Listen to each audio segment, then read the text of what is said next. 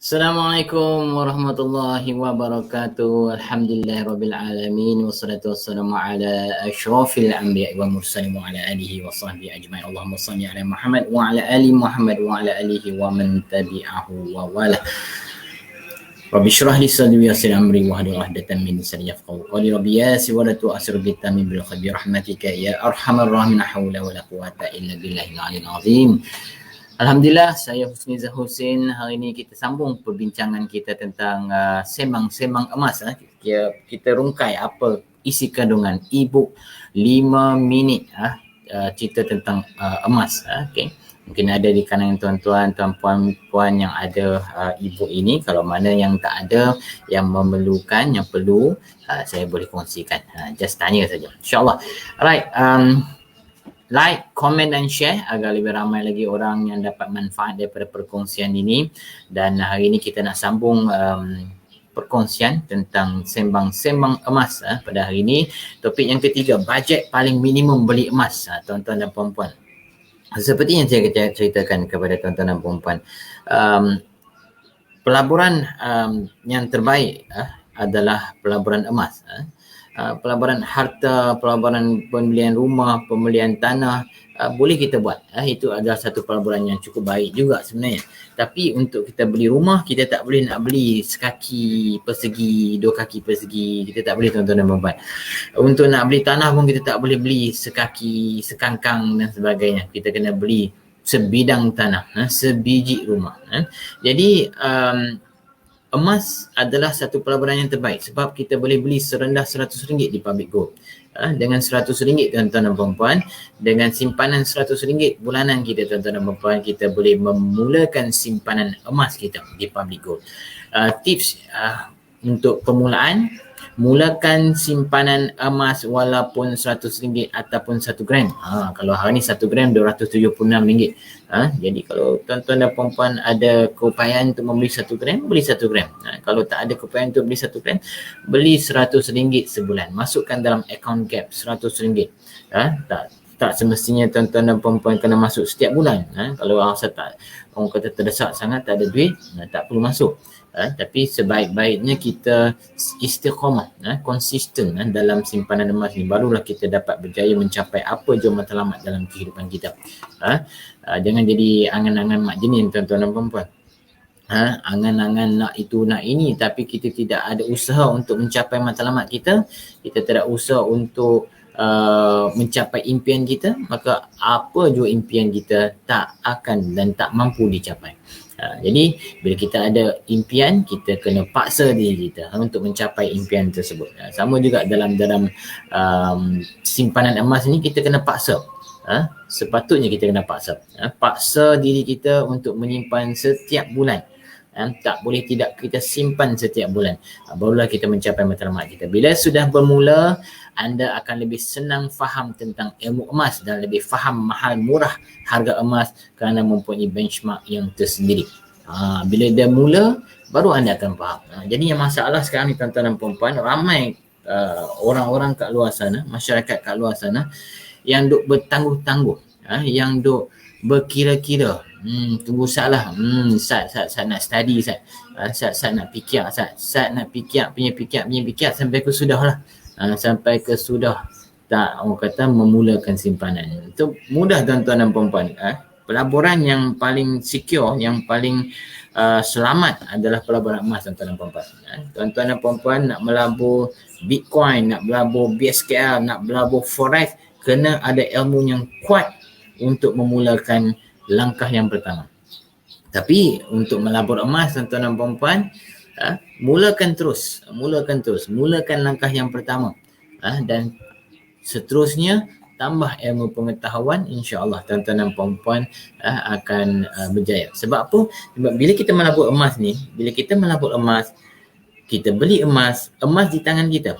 Jadi kita tak perlu nak, orang kata, takut, tak perlu nak rasa gusar dan sebagainya, sebab emas di tangan kita. Apa jadi sekalipun, emas di dalam tangan kita. Emas bernilai. Kat mana pun tuan-puan pergi, kat mana pun tuan-puan bawa emas ni, emas adalah satu item yang sangat bernilai di mana-mana jua di pelosok dunia. Dan anda hanya tukar duit kepada emas dan anggap ia sebagai proses untuk belajar. Tukar emas. Kalau sebelum ni kita, orang kata kita menyimpan wang kertas, menyimpan wang shilling, pakai tabung dan sebagainya. Sekarang ni kita menyimpan juga tuan-tuan dan puan-puan. Kita tukarkan wang kertas tersebut menjadi emas. Itu saja perbezaannya. Dan apa kelebihannya?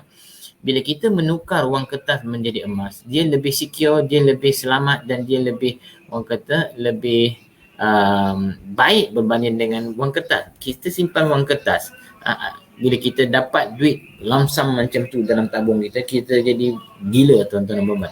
Jadi gila nak membeli.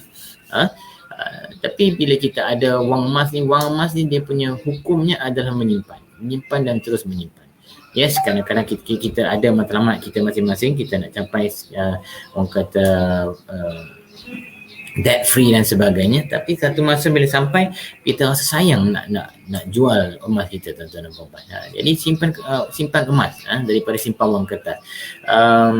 Saya ada tengok baca satu artikel pagi tadi, tak salah saya. Ada seorang individu ni, dia menyimpan wang kertas dan pada masa yang sama dia menyimpan wang shilling. Wang shilling, macam-macam jenis wang shilling lah. Disimpan sekali dalam satu tabung. Apa yang menyedihkan, setelah beberapa tahun rasanya lah, mungkin setahun lebih lah, bila dia buka tabung tersebut, dilihatnya wang-wang kertasnya hancur. Wang kertasnya dia jadi merekah dan terkoyak-koyak. Sebab apa? Sebab mungkin kesan daripada shilling tadi yang disimpan bersama-sama dengan wang kertas, mungkin shilling tadi agak disimpan waktu dalam keadaan yang basah, menyebabkan orang kata chemical content dalam shilling tersebut memberikan kesan kepada wang-wang kertas yang ada dalam tu. So sayang tuan-tuan dan puan-puan. So apa terjadi? Bila wang kertas tadi rosak, wang kertas tadi carik, wang kertas tadi koyak, menyebabkan nilai wang tersebut habis sama sekali. Menyebabkan nilai wang tersebut menjadi kosong sama sekali tuan-tuan dan puan-puan. So itu sebabnya kenapa kita perlu menyimpan emas. Emas walaupun rumah kita terbakar tuan-tuan, dan emas ada dalam rumah tersebut pun terbakar, hancur, lebur, emas tetap emas. Of course emas tu dia akan lebur bila dalam keadaan kebakaran, emas tersebut akan lebur, dan mungkin orang kata tak lebur sebab dia ada tahap kepanasan dia juga untuk emas tersebut lebur. Tapi emas masih emas, dia masih berharga, bernilai berbanding dengan wang kertas tadi yang saya beri contoh tadi. Memang orang kata rugi. So mulakan simpanan emas tuan-puan hanya serendah RM100 saja dengan akaun emas Gap. Dengan akaun emas Gap ni tuan-puan mulakan dengan serendah RM100, ada lebih tambah, ada kurang, maintain dengan RM100. Saya ada contoh kawan-kawan saya, iaitu customer saya lah, memulakan simpanan bulan 2 yang lalu. Dia punya target nak simpan 1 gram sebulan. Nak simpan 1 gram sebulan. Bulan 2 dia start simpanan. Jadi kalau nak diikutkan, bulan 2 yang lalu dia simpan 1 gram, dia kata sampai hujung tahun ni kurang-kurang dia nak 11 gram lah dalam tangan dia. Itu dia punya matlamat. Tapi bila tuan-puan menyimpan emas ni, percayalah, emas ni memang pembohong tuan-tuan. Pembohong macam mana? Pembohong yang bagus lah, yang positif. Tuan-puan nak simpan 1 gram sebulan. Last apa yang jadi kepada kawan kita ni, bulan 2 saja, awal bulan dia simpan 1 gram, hujung bulan dia simpan 1 gram. Bulan 3 pula, awal bulan dia simpan 2 gram, hujung bulan dia simpan 2 gram. Last dia mampu mengeluarkan 20 gram tuan-puan. Baru saja bulan Mei yang lalu dia dah keluarkan 20 gram. Gold bar, bunga emas. Okey. Ini adalah orang kata kekuatan emas tuan-puan. Bukan kita tak mengukur orang kata tahap penyimpan emas ni dari segi kekayaan mereka, dari segi gaji mereka yang besar tuan-puan. Banyak orang yang bergaji besar pun tak ada simpanan tuan-puan. This is a fact. Even Bank Negara Malaysia pun mengatakan bahawa ramai manusia, ramai masyarakat Malaysia ni 75% tak ada even RM1,000 untuk dana kecemasan mereka. Nah, ini adalah orang kata it's a fact dan yang amat orang kata merisaukan. Jadi bukan kerana gaji besar baru boleh menyimpan emas.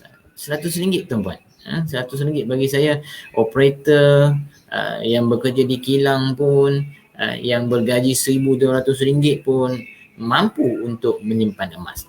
Mulakan sedikit demi sedikit.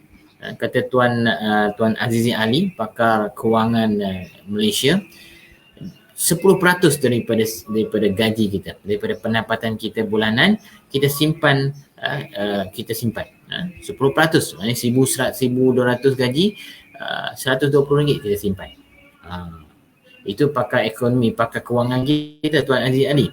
Kata Robert Kiyosaki 25%. Lagi melampau lagi, Mike Maloney dia kata 50% kena simpan pendapatan kita. Kenapa?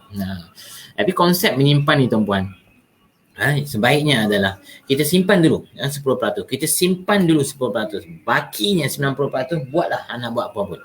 Macam cara dia. Kalau kita nak simpan 15%, kita simpan dulu 15%.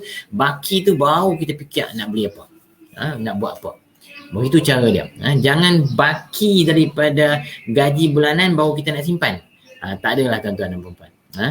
Tak ada, memang tak ada. Kalau kata bonus bonus kilang company you all bagi pun, you all pakai baki baru nak simpan, memang tak ada simpanan.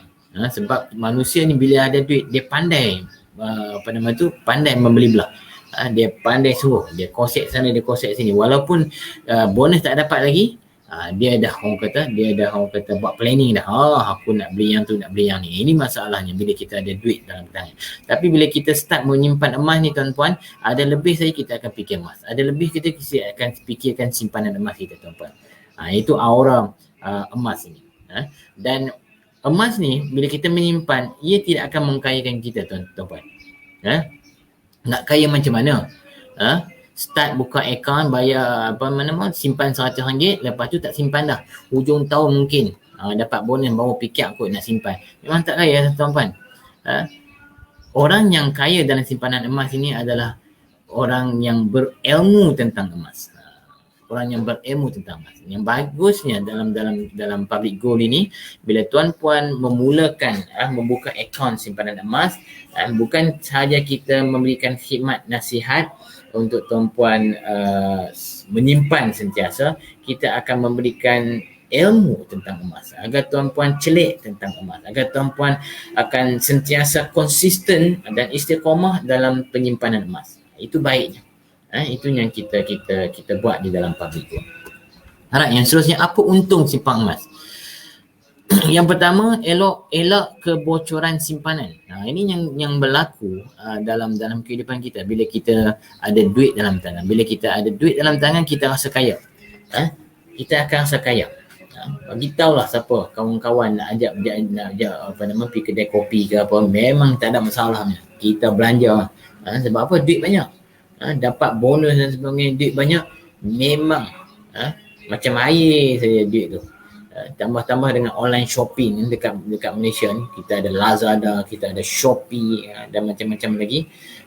PG Mall, Public Gold punya kata subsidiary untuk online shopping pun bagus macam-macam.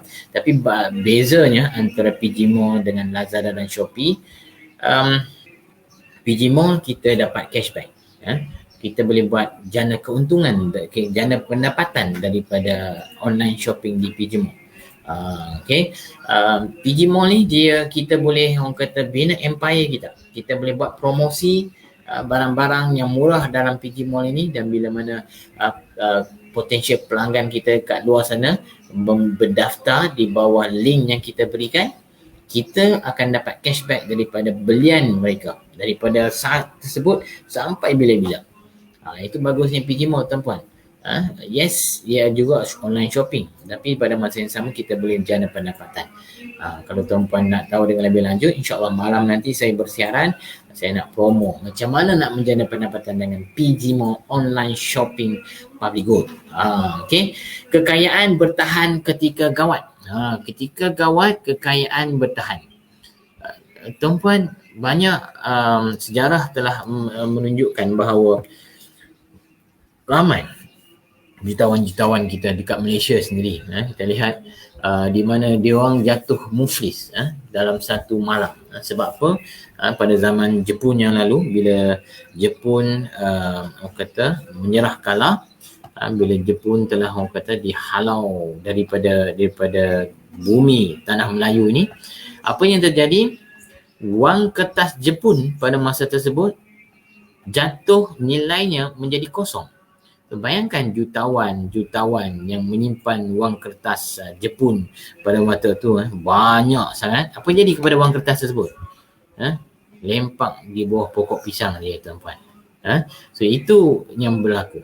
Tapi kalau kata mereka ada kesedaran pada ketika itu untuk convert wang kertas tersebut, beli segala emas untuk menyimpan, nescaya mereka dapat menjaga dia punya kekayaan. Dapat ni dia punya kekayaan yang dia ada lah. Yang ketiga, selamat dari penyusutan kuasa beli. Ini pun yang saya selalu bercerita kepada tuan-puan. Zaman tahun-tahun 90-an, tahun 80-an, RM1 tuan-puan. RM1 tuan-puan, kita boleh beli macam-macam. Zaman saya waktu sekolah tahun 80-an dulu, saya bawa 50 sen saja. Saya boleh beli air, minuman, saya boleh beli nasi untuk makan. Air, minuman dan nasi untuk makan. Bayangkan, 50 sen tuan-tuan. Air, minuman dan nasi untuk makan. 50 sen. Sekarang ni RM1. Nak buat apa dengan RM1? Air, minuman pun dah RM1 lebih dah tuan-tuan. Sebab apa? Sebab inflasi memberi kesan kepada nilai wang kita. Bukan saja di Malaysia, di seluruh dunia. Di seluruh dunia inflasi memberi kesan kepada wang kertas kita. Itu sebabnya kenapa orang kata billionaire di US, Sam, saya cukup payah nak mengingat nama dia ni, Sam Dells, tak salah saya lah. Dia adalah billionaire. Di umur 79 tahun, dia baru start untuk menyimpan emas. Dia baru start untuk menyimpan emas dan baru faham tentang kepentingan emas ini dalam keadaan ekonomi kita sekarang ni. Sebab dia tengok zaman sekarang ni, dalam zaman pandemik ini, kerajaan-kerajaan di seluruh dunia chop wang kertas berbuta tuli ikut dan mereka saja, yang menyebabkan inflasi yang meningkat mendadak. Ini akan menyebabkan kesan kepada kekayaan mereka. Kalau kita simpanan kita 1,000, 2,000 tak apa nak perasan sangatlah kesan inflasi tuan-puan. Tapi bayangkan billionaire, jutaan US dollar wang dia akan lenyap begitu saja ekoran daripada penyusutan kuasa beli daripada simpanan kita. Jadi convertkan, wujudkan dana kecemasan tuan-puan dengan emas. Wujudkan dana kecemasan. Ini penting tuan-puan. Kalau apa-apa berlaku kepada kita, kita tak nak lah kita jual diri, jual muka, pi meminjam sana, pi minjam sini. Daripada masa seawalnya mungkin kita kita sedar diri, wujudkan dana kecemasan kita untuk di kemudian hari lah. Elak kebocoran simpanan. Kerja bertahun-tahun tapi tak ada wang simpanan yang cukup. Dan bila mula simpan emas dan faham ilmu emas, wang simpanan bertambah di luar jangkaan. Ini testimoni majoriti penyimpan emas. Emas adalah ubat mujarab bagi menyelesaikan masalah kebocoran simpanan.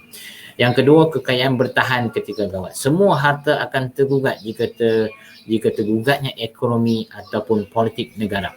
Kecuali emas. Jika berlaku krisis ekonomi, nilai ringgit jatuh. Berlaku peperangan. Bahkan kalau harta dibekukan oleh kerajaan sekalipun, emas masih selamat. Nilai emas dipegang kukuh oleh berat dan keturunan emas itu sendiri tanpa perlu jaminan sesiapa. Orang bankrupt pun boleh simpan emas.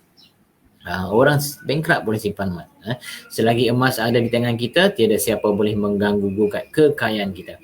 Selamat dari penyusutan kuasa beli. Dan simpanan emas tak perlu risau kenaikan harga barang dalam jangka panjang disebabkan emas mengekalkan kuasa beli sepanjang zaman. Sedangkan duit kertas kuasa beli confirm susut dari tahun ke tahun. Ini adalah ideologinya, analoginya. 1 dinar emas berketurunan 999.94.25 gram, 1 dinar emas zaman Rasulullah SAW mampu membeli seekor kambing, seekor kibas. Dan zaman sekarang juga, zaman tahun 2021 tuan-tuan dan puan, kita masih boleh menggunakan 1 dinar 4.25 gram ni untuk membeli seekor kambing. So itu kuasa beli emas ini tuan-puan. Dan hari ini harga 1 dinar juga masih relevan untuk beli seekor kambing. Emas mengekalkan kuasa belinya selama 1400 tahun. Berbeza dengan duit kertas tahun 1980-an, duit 50 sen cukup untuk budak sekolah makan kenyang di sekolah. Tapi hari ini RM2 sehari pun belum tentu cukup. Ini bukti duit kertas sentiasa susut kuasa belinya. 50 sen tuan-puan. Zaman 80-an dahulu 50 sen ni saya bawa pergi sekolah dan boleh simpan lagi. Boleh simpan 10 sen, boleh simpan 20 sen. Itu hebatnya kuasa beli 50 sen tahun 80-an. Tapi sekarang apa yang berlaku? Anak-anak pergi sekolah pun sekarang ni bagi RM3 tu pun tak cukup. RM3 my kok sungguh aku kata, apa yang dia pemakan tak tahu. Makan macam biasa saja tuan-puan, macam biasa. Macam mana kita makan 50 sen tahun 80-an tersebut. Tapi kerana orang kata kuasa beli sekarang makin tinggi, menyebabkan nilai wang kertas kita merosot. Cukup hebat tuan-puan. So emas selamat dari kesan inflasi. So tip disiplinkan diri menyimpan. Asas membina kekayaan ialah menyimpan sebahagian pendapatan secara berdisiplin setiap bulan. Disiplinkan diri tuan-puan. InsyaAllah. Tuan-puan dan puan-puan, kalau simpan wang kertas, bagi saya sendiri pun saya tak disiplin tuan-puan. Tapi dengan menyimpan emas, alhamdulillah. Baru pagi tadi saja ada duit lebih, beli emas tuan-puan. Tambahkan account gap saya. Alhamdulillah. Ini yang kita nak. Siapa tidak menyimpan, sampai bila-bila pun dia tak akan kaya. Hukum nak jadi kaya ni tuan-puan, kena menyimpan. Orang kaya tu bukan kaya sekelip mata saja tuan-puan. Dia menyimpan. Bila dia menyimpan, maka kaya. Orang kaya bukan orang kata dia berbelanja dia jadi kaya. Dia menyimpan, makanya dia menjadi kaya. So teruskan menyimpan. Emas boleh dijadikan salah satu cara berkesan untuk mendisiplinkan diri menyimpan dan mengelakkan simpanan daripada bocor dibelanjakan dengan mudah. So emas bukan sekadar kalis impresif, tetapi juga kalis boros. Kalis boros. Jadi kita ada emas, tanyalah akak-akak kita, mak-mak kita, bila dia orang ada simpan emas, barang kemas dan sebagainya, adakah mereka sewenang-wenangnya akan jual emas tersebut? Tidak sama sekali. Mungkin 5-6 tahun, 7-8 tahun dah guna tu, mungkin sekali lah dia akan pergi pajak dan gadai. So zaman kita ni tuan-puan, kita rasa macam orang kata kedai pajak gadai tu, bila kita pergi, kita berkunjung tu, kita rasa macam kita ni habis muka lah. Sebenarnya tak perlu tuan-puan. Emas itu adalah emas kita. Barang kemas tersebut adalah barang kemas kita. Apa kita takut, apa kita malu, pergi saja ke kedai pajak gadai tersebut untuk pajak, untuk gadai. Itu adalah orang kata harta kita. Tak jatuh miskin pun. Kita tengok apa nama contoh-contoh orang Kelantan, makcik-makcik akak-akak yang berniaga di pasar Siti Khadijah tu. Mereka semua emas-emas berberan-beran, lebih banyak kot daripada orang Penang ni, mami-mami Penang ni. So emas yang diorang guna tu, yang diorang simpan tu adalah sebagai orang kata protection, untuk diorang jadikan sebagai modal, modal untuk berniaga, berniaga. Jadi itu salah satu. Jadi jangan rasa malu dan segan untuk pergi kedai pajak gadai. Even pejabat pos sekarang ni pun menerima pakai public gold, emas daripada public gold. Jadi tuan-puan boleh pergi buat pajakan, boleh pergi buat gadaian di pejabat pos, di pejabat pos yang orang kata yang berdekatan, insya-Allah. Emas bukan sekadar kalis inflasi tetapi juga kalis boros tuan-puan. So ingat yang tu, Jadi setakat itu saja perkongsian saya pada hari ini. InsyaAllah malam nanti saya akan bersiaran untuk berkongsi dengan tuan-puan tentang PG Mall. Bagaimana nak menjana pendapatan di PG Mall, bagaimana nak mendapatkan barang-barang yang orang kata yang super murah, super berpatutan daripada PG Mall untuk keperluan harian, keperluan bulanan tuan-puan. Jangan boroslah di online shopping PG Mall. Kita berbelanja dengan bijak di PG Mall dan pada masa yang sama kita jana pendapatan daripada PG Mall. So malam ni jangan lupa pukul 9 malam insya-Allah saya akan bersiaran berkongsi dengan tuan-puan tentang tips untuk membeli belah dengan bijak di PG Mall dan untuk menjana pendapatan yang banyak di PG Mall. InsyaAllah. Terima kasih di atas perhatian anda dalam sesi saya ini. InsyaAllah tuan-puan mana yang terlepas boleh tengok recording sessionnya dan jemput, share, kongsikan kepada ramai kawan-kawan kita kat luar sana agar mereka dapat orang kata manfaat daripada perkongsian ini. Dan malam nanti PG Mall session mudah-mudahan kita boleh dapat menjana pendapatan lah orang kata sekurang-kurangnya pada zaman PKP ni kita duduk rumah sambil duduk rumah kita jana pendapatan.